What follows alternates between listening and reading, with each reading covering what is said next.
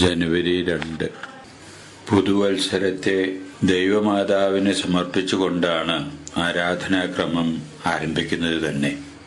പരിശുദ്ധ കന്യാമറിയം ദൈവത്തിന്റെ മാതാവാണ് എന്ന സത്യം ആദിമസഭയിലെ വളരെ രൂഢമൂലമായിരുന്ന ഒരു വസ്തുതയാണ്. ഈ സത്യത്തിന്റെ പ്രകാശനം വിശുദ്ധ ഗ്രന്ഥത്തിൽ സുവിശേഷങ്ങളിൽ നാം കാണുന്നു. പരിശുദ്ധ കന്യാമറിയത്തിന്റെ ഇളയമ്മയായ എലിസബത്തിനെ സന്ദർശിക്കുന്നതിനു വേണ്ടി മറിയം ചെന്ന അവസരത്തിൽ എലിസബത്ത് മറിയത്തെ കണ്ട ഉടനെ എന്റെ കർത്താവിന്റെ അമ്മ എന്റെ അടുത്ത് വരുവാനുള്ള ഭാഗ്യം എനിക്ക് എവിടെ നിന്ന് എന്ന് പറഞ്ഞുകൊണ്ടാണ് മാതാവിനെ സ്വീകരിക്കുന്നതും അഭിനന്ദിക്കുന്നതും. ഇത് തന്നെ മറിയം ദൈവത്തിന്റെ അമ്മയാണ് എന്ന വസ്തുതയ്ക്ക് ഒരു സ്ഥിരീകരണമാണ് വിശുദ്ധ ഗ്രന്ഥം നമുക്ക് നൽകുന്നത്. ഇതൊരു വിശ്വാസ സത്യം എന്ന രീതിയിൽ സഭയിൽ പ്രഖ്യാപിതമായത് ആദിമസഭയിലെ ശ്രദ്ധേയമായിട്ടുള്ള സാർവത്രിക സൂനദോസായ എഫേസുസ് കൗൺസിലിൽ വെച്ചാണ്.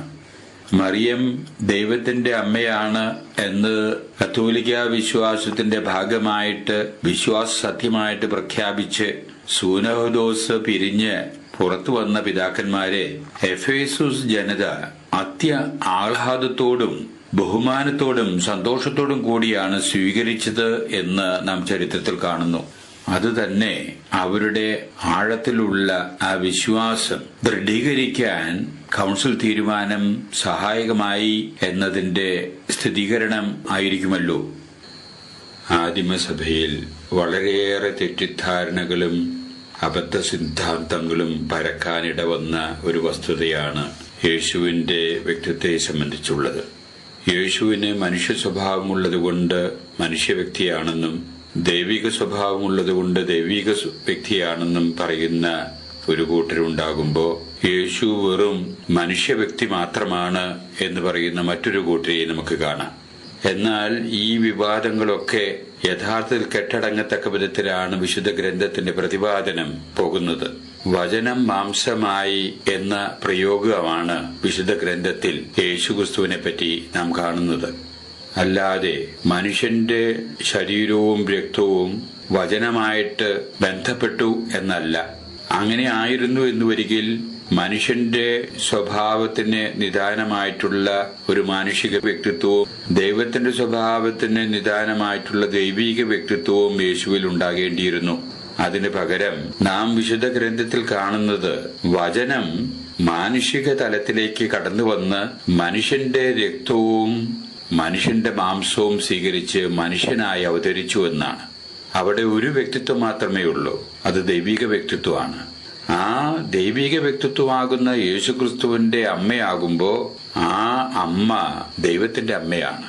ഇത് വസ്തുനിഷ്ഠമായ രീതിയിൽ തന്നെ വിശുദ്ധ ഗ്രന്ഥത്തിൽ നിന്ന് തെളിവായി വരുന്ന യാഥാർത്ഥ്യമാണ്.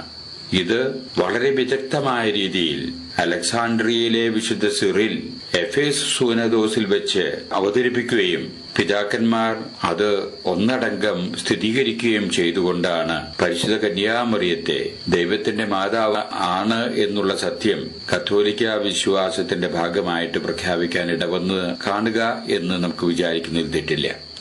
പരിശുദ്ധ കന്യാമറിയത്തെ ലോകത്തിന്റെ മാതാവായി, സഭയുടെ മാതാവായി, അങ്ങനെ വരുമ്പോൾ നമ്മുടെ എല്ലാവരുടെയും പൊതുമാതാവായി കുരിശിൽ കിടന്നുകൊണ്ട് യേശുക്രിസ്തു യോഹന്നാനോട് പറയുന്നതിൽ നിന്ന് വളരെ വ്യക്തമാണ്.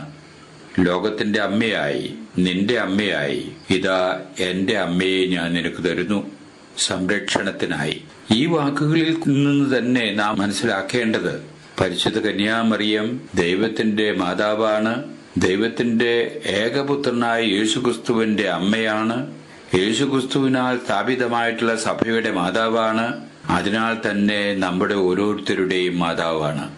ഈ യാഥാർത്ഥ്യം നമ്മൾ അതിന്റെ തനിമയിൽ ഉൾക്കൊണ്ടുകൊണ്ട് നമുക്കായിട്ട് ജീവിക്കാൻ ലഭിച്ചിരിക്കുന്ന ഈ പുതുവത്സരം ആ ദൈവത്തിന്റെ അമ്മയായ പരിശുദ്ധ കന്യാമറിയത്തിനെ നമ്മുടെയും കൂടിയായ അമ്മയായ പരിശുദ്ധ കന്യാമറിയത്തിനെ സമർപ്പിച്ചുകൊണ്ട് മാതാവിന്റെ സംരക്ഷണത്തിൽ, മാതാവിന്റെ മാധ്യസ്ഥത്തിലും നമുക്ക് ഈ പുതിയ വത്സരം ആരംഭിക്കാം.